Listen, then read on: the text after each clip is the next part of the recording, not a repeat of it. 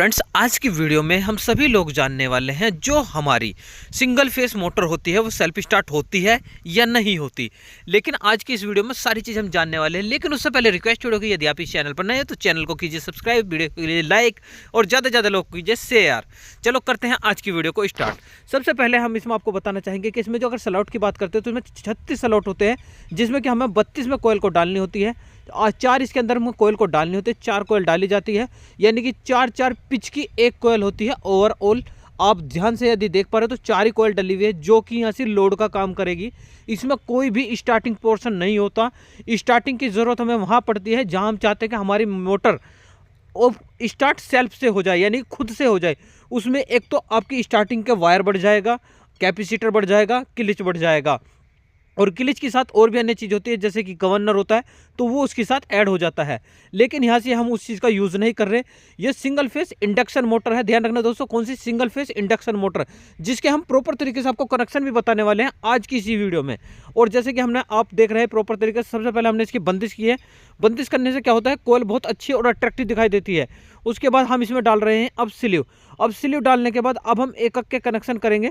लेकिन उससे पहले दोस्तों एक चीज़ का ध्यान रखना, जैसे ही हम इसमें स्लीव डालते हैं तो स्लीव से पहले हमें तार को छीलना होता है। छीलने का कारण क्या होता है कि आप अच्छे तरीके से जोड़ सको, क्योंकि यदि आप इंसुलेशन द्वारा जोड़ते हो तो करंट प्रवाह नहीं होगा। अब इसमें आप कनेक्शन कैसे करोगे, आपको एक वायर छोड़ना है।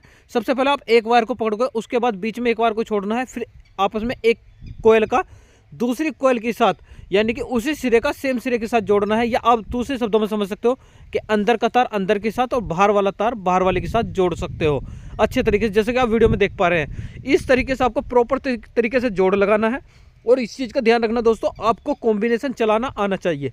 कभी कभी हम क्या करते हैं, हम पे कॉम्बिनेशन चलाना नहीं आता, उस कंडीशन में हमारे साथ समस्या हो जाती है। कॉम्बिनेशन प्रॉपर तरीके से चलाना आना चाहिए। कॉम्बिनेशन चलाने का सही तरीका क्या है वो हम आपको पहले बता चुके हैं। यदि अभी तक किसी ने नहीं देखा तो वो देख सकता। देखिए उसमें सिर्फ क्या होता है, आपका इक्विपमेंट घूमता है, आपका हाथ नहीं घूमता, आपका सिर्फ इक्विपमेंट घूमता है, यानी कि कॉम्बिनेशन प्लायर घूमता है। अब जैसे आप देख पा रहे हैं, बीच में एक बार छोड़ा, अब तीसरे के साथ कनेक्शन कर दी। फाइनली 3 तार जोड़े, और 3 तार के बाद आप देख रहे हैं ओवरऑल 6 तार जुड़ गए। तो 2 तार अब भी हमारे पास बच गए, क्योंकि एक कॉइल में कितने तार हो गए, 2 तार, एक अंदर का और बाहर का।